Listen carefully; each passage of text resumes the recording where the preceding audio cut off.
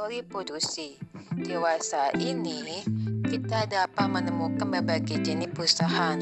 Adanya perusahaan swasta, perusahaan negara, perusahaan daerah. Ada perusahaan yang bergerak di bidang pertanian, industri, perdagangan, dan jasa. Ada perusahaan yang pemiliknya hanya satu orang, banyak orang, dan bahkan perusahaan pemiliknya terdiri dari ribuan orang melalui kebijaksanaan.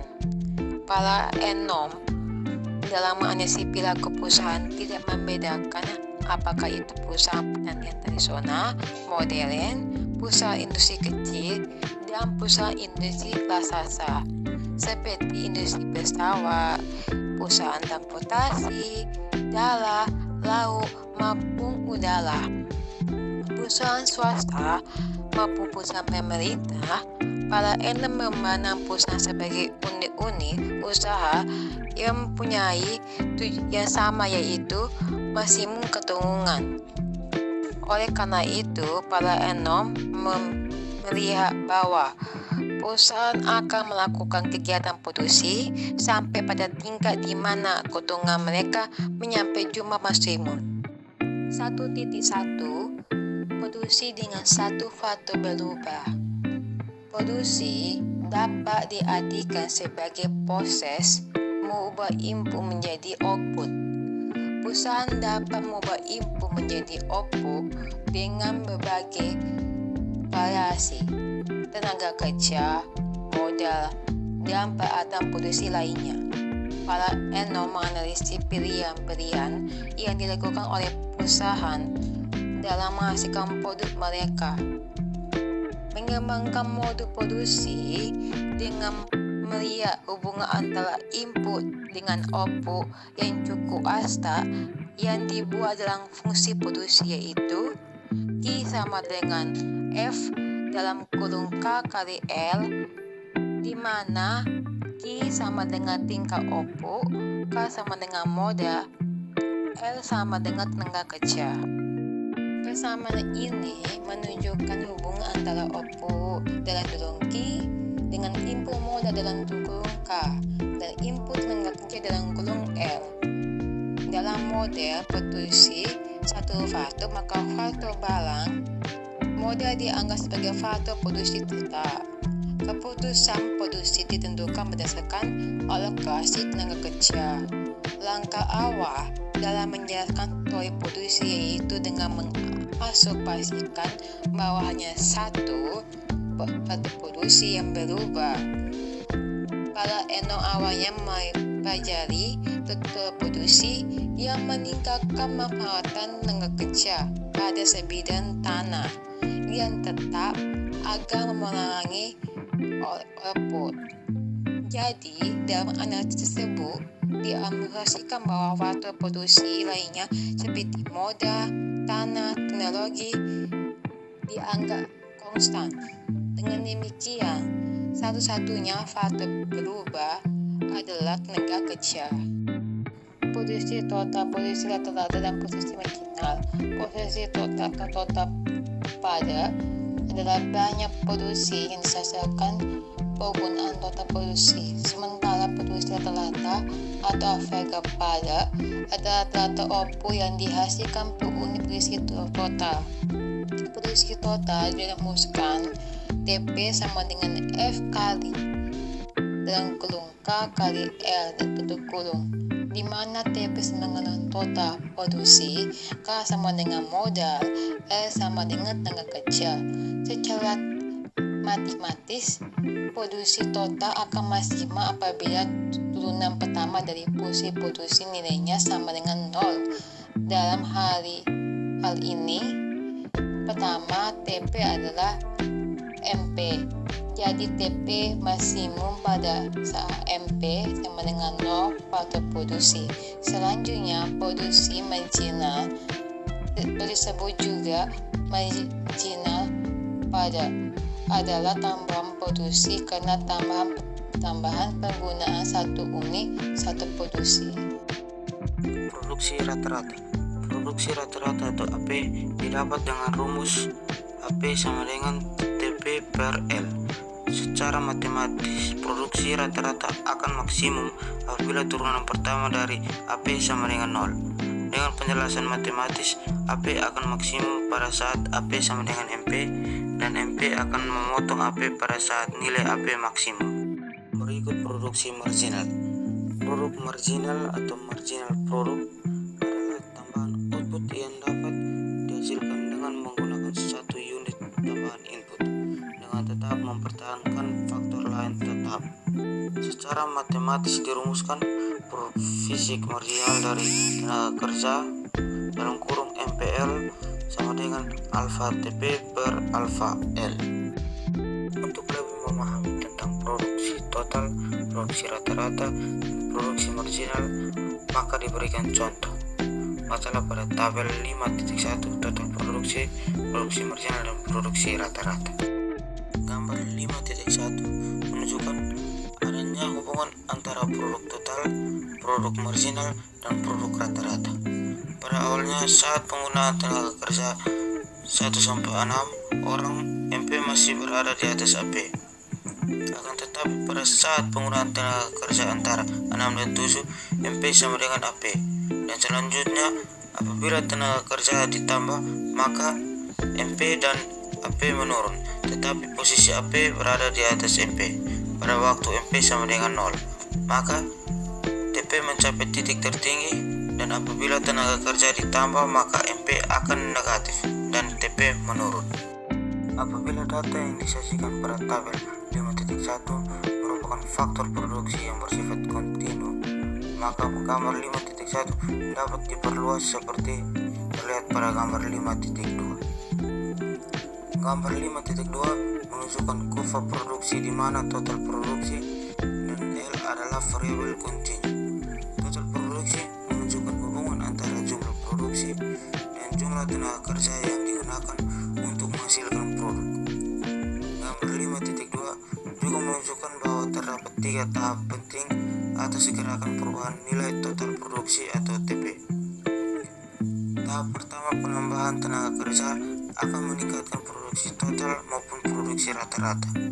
Oleh karena itu, hasil produksi yang diperoleh dari penambahan tenaga kerja masih lebih besar dari tambahan biaya tenaga kerja yang harus dibayarkan. Perusahaan rugi apabila ia berhenti berproduksi pada tahap ini, atau tahap ini dimulai dari penggunaan 0 tenaga kerja sampai pada saat AP maksimum yang ditandai dengan perpotongan garis MP dan AP. Tahap kedua dimulai dari AP maksimum. Baik produksi marginal maupun produksi rata-rata mengalami penurunan. Meskipun demikian, nilai keduanya masih positif. Penambahan tenaga kerja tetap menambah produksi total sampai mencapai MP sama dengan 0, atau slope kurva TP di atas sejajar dengan sumbu horizontal, atau tahap ini dimulai dari saat MP berpotongan dengan AP, atau MP sama dengan AP, sampai MP bersama dengan 0. Tahap ketiga, pada dasarnya perusahaan tidak dapat lagi menambah produksi, karena apabila perusahaan menambah tenaga kerja, maka produksi justru menurun, atau tahap ini dimulai saat MP lebih kecil dari 0. Keadaan dalam tahap ketiga ini menunjukkan bahwa tenaga kerja yang digunakan jauh melebihi dari jumlah yang diperlukan untuk menjalankan aktivitas produk. 1.2 Produksi dengan 2 faktor berubah. Isokuan adalah kurva yang menggambarkan berbagai kombinasi penggunaan 2 macam input variabel secara efisien dengan tingkat teknologi tertentu sehingga menghasilkan tingkat produksi yang sama. Jadi analisis produksi dengan 2 faktor. Input atau semua faktor input adalah variabel baik K maupun L. Karakteristik kurva isokuan. Kurva isokuan memiliki beberapa karakteristik yang perlu diperhatikan, antara lain: 1. Sama dengan kurva indifferent yang menurun dari kiri atas ke kanan bawah. Cekung terdapat titik O. 1. Dua buah atau lebih isokuan tidak saling berpotongan. 2. Isokuan yang lebih tinggi menunjukkan output yang lebih tinggi.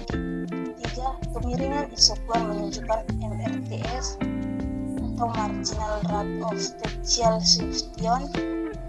MRTS merupakan kemiringan garis. Kurva isokuan menunjukkan secara teknis beberapa input K dan L dapat saling diubah untuk menghasilkan output yang sama. Jadi MRTS dapat diformulasikan menjadi MRTS sama dengan alfa K per alfa L sama dengan alfa Q per L per alfa Q per K, ataupun dapat ditulis MRTS sama dengan MPL per MPK. Bahwa baik K maupun L dapat dikombinasikan untuk mendapatkan output yang sama. Misalnya untuk output Q sama dengan 14, kombinasi antara K dan L yang mungkin K sama dengan 5 dan L sama dengan 1, atau K sama dengan 1 dan L sama dengan 4. Untuk Q sama dengan 29, kombinasi K dan L yang mungkin adalah K sama dengan 5 dan L sama dengan 2, atau L sama dengan 4 dan K sama dengan 2, dan seterusnya. Nah, itu untuk menghasilkan output yang sama terdapat berbagai kombinasi K dan L. Misalnya untuk Q sama dengan 13 terdapat 4 kombinasi, menghasilkan Q sama dengan 25 terdapat 2 kombinasi. Berbagai kombinasi L digambar dalam satu kurva yang disebut dengan kurva isokuan seperti terlihat pada tabel. Gambar 5.4 menunjukkan isokuan produksi berbagai kombinasi input L dan K yang diperlukan sebuah perusahaan untuk memproduksi sejumlah output tertentu. Sejumlah isokuan atau peta isokuan menunjukkan fungsi produksi perusahaan. Output akan bertambah pada saat kita bergerak di isokuan Q1 atau di mana terdapat 14 unit yang diproduksi pada titik A dan B. Ke isokuan Q2 atau terdapat 29 unit yang diproduksi pada titik C dan D. Dan Q3 atau terdapat 42 unit yang diproduksi pada titik E dan F. Gambar 5.4 juga menunjukkan bahwa MRTS semakin berkurang selagi kita bergerak ke bawah pada kurva isokuan. MRTS semakin berkurang menunjukkan bahwa produktivitas yang dimiliki oleh setiap input itu adalah terbatas. Semakin banyak tenaga kerja yang digunakan dalam proses produksi sebagai substitusi modal, maka produksi tenaga kerja semakin berkurang. Demikian dengan modal, semakin banyak modal yang ditambahkan dalam proses produksi sebagai pengganti tenaga kerja, maka produktivitas modal semakin berkurang. Oleh karena itu, kita menjaga agar output konstan dengan bergerak sepanjang kurva isokuan, maka perubahan total dari output harus sama dengan 0. Dengan demikian, maka MPL atau delta L tambah MPK atau delta K sama dengan 0. Dengan menyusun kembali bentuk tersebut, maka MPL atau MPK sama dengan delta K atau delta L sama dengan MRTS.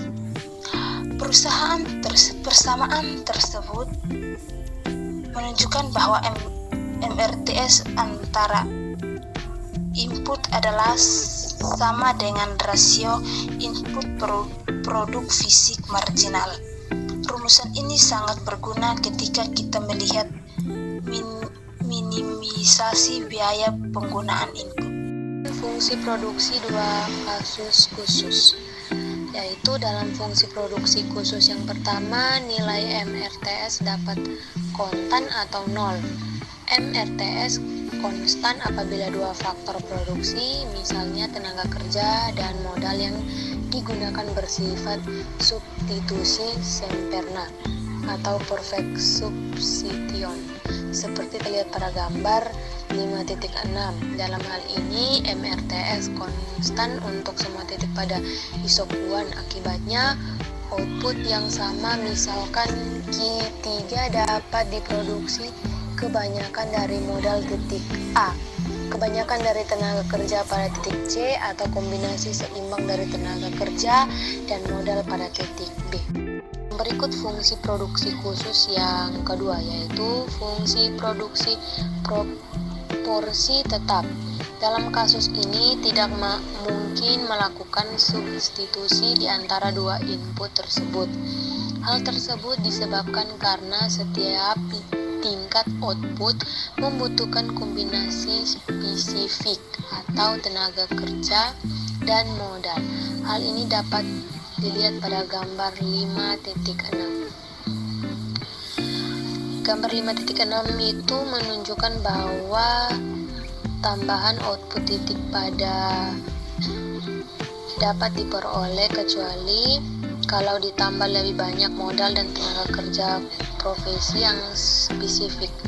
Akibatnya isokon berbentuk huruf I. Apabila isokon berbentuk I, maka hanya satu kombinasi dari tenaga kerja dan modal yang dapat digunakan untuk memproduksi sejumlah output tertentu seperti titik A pada isokon Q1, titik B pada isokon titik Q2 dan titik C pada isokon Q3.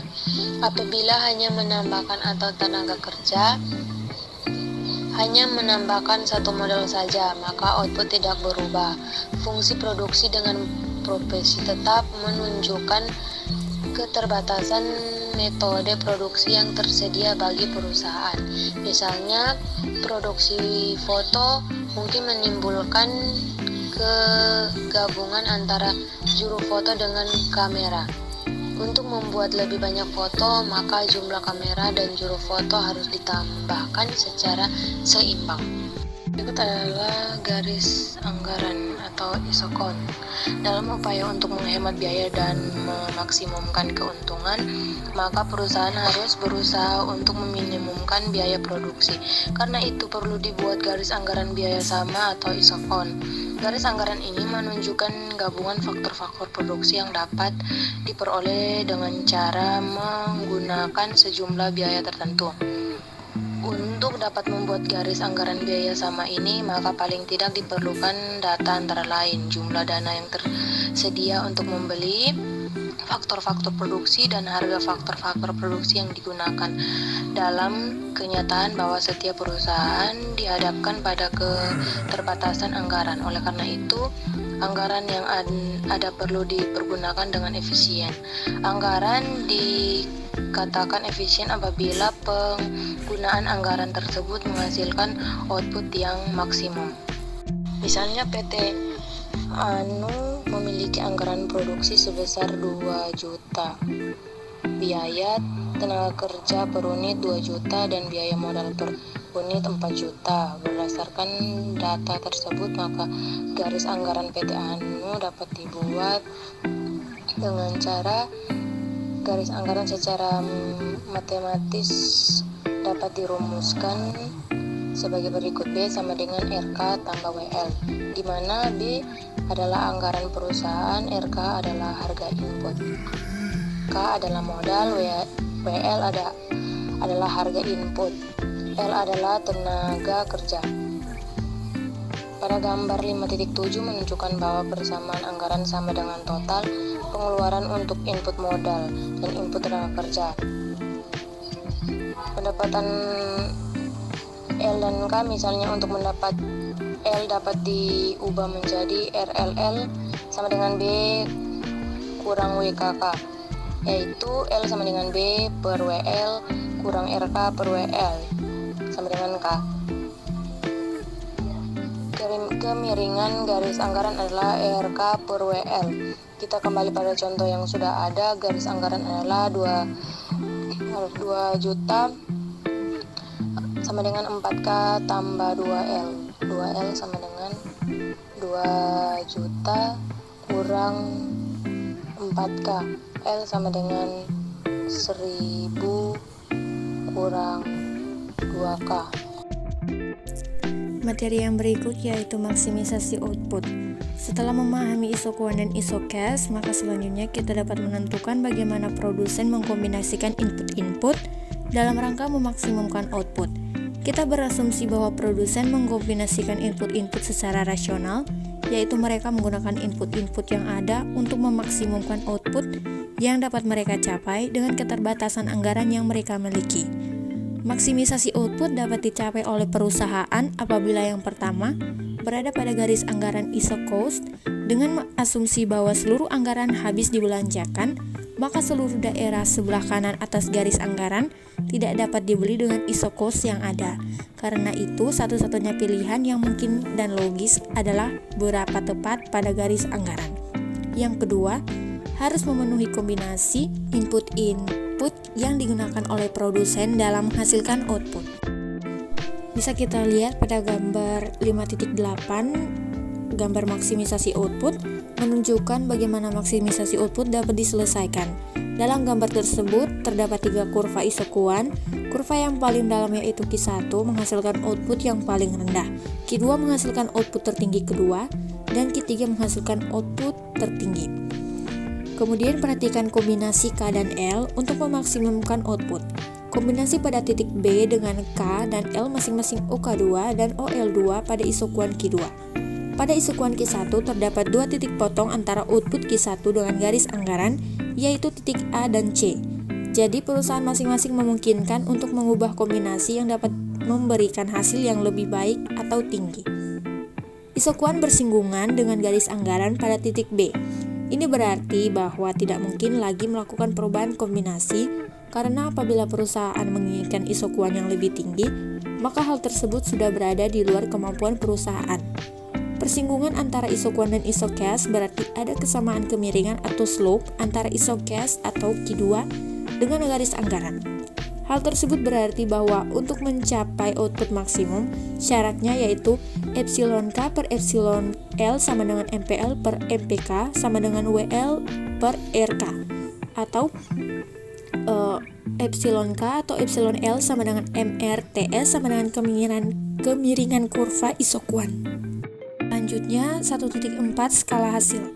Karena fungsi produksi merupakan representasi dari metode produksi aktual, maka para ekonom memberikan perhatian penuh pada bentuk fungsi-fungsi produksi tersebut. Pertanyaan pertama yang muncul adalah bagaimana respon kuantitas output terhadap kenaikan input secara bersamaan.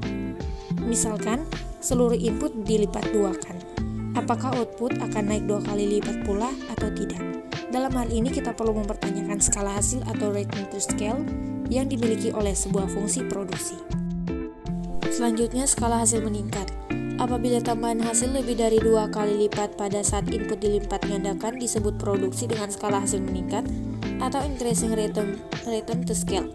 Hal tersebut mungkin disebabkan karena makin besarnya skala operasi dari manajer dan pekerja untuk melakukan spesialisasi dan daya gunakan mesin dan peralatan yang lebih baik dalam skala produksi yang lebih besar. Bisa dilihat pada gambar 5.8 yaitu tentang skala hasil yang meningkat.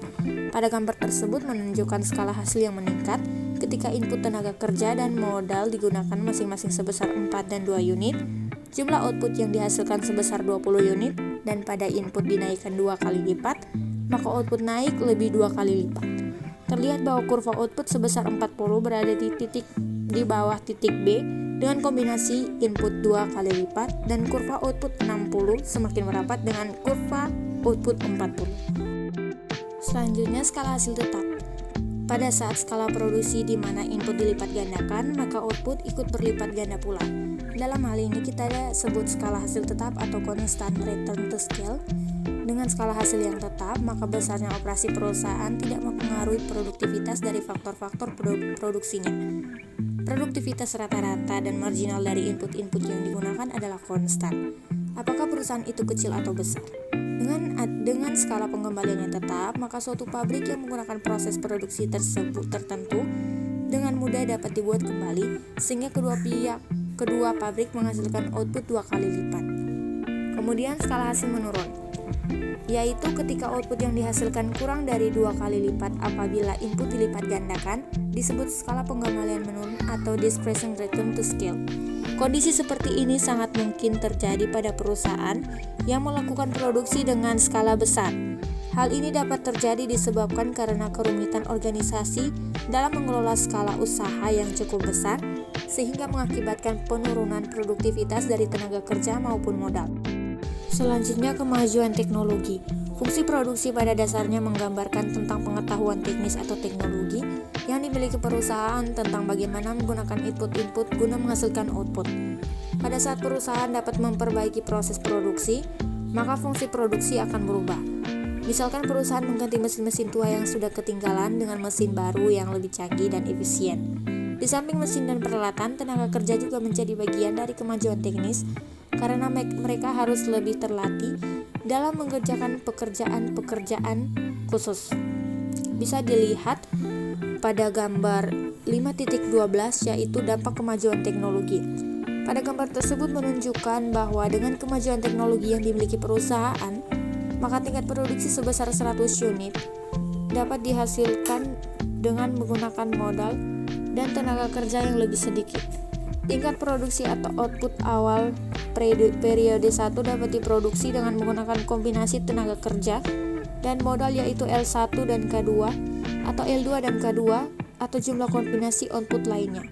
Dengan adanya penemuan baru pada teknologi produksi, maka produksi atau output pada periode kedua dengan tingkat output yang sama yaitu 100 unit dapat diproduksi dengan menggunakan input yang lebih sedikit. Misalnya ISO Q1 sama dengan 100 pada periode 1 bergeser ke Q2 sama dengan 100 pada periode 2. Maka pada periode kedua ini menjadi mungkin menghasilkan output yang sama dengan modal sama, tetapi tenaga kerja yang lebih sedikit atau L2 pada titik C. Bahkan dimungkinkan pula Q sama dengan 100 pada periode 2 dengan lebih sedikit modal dan lebih sedikit tenaga kerja dibanding sebelumnya pada titik D. Yang terakhir 1.5 yaitu jalur perluasan atau expansion path. Sudah disebutkan sebelumnya bahwa tujuan perusahaan adalah memaksimumkan laba. Oleh karena itu, dalam jangka pendek maupun dalam jangka panjang, perusahaan harus senantiasa bekerja dengan efisien. Pada umumnya, perusahaan yang profesional senantiasa membuat target yang akan dicapai baik dalam jangka pendek kurang lebih 1 tahun maupun jangka panjang lebih dari 1 tahun. Dalam jangka pendek, perusahaan umumnya memiliki keterbatasan dalam melakukan kombinasi input. Namun, dalam jangka panjang, perusahaan memiliki fleksibilitas yang cukup tinggi dalam melakukan kombinasi faktor-faktor produksi. Sekian video presentasi dari kelompok kami. Apabila dalam video tersebut kami salah membaca atau ada tutur kalimat yang kurang enak didengar, kami mohon maaf.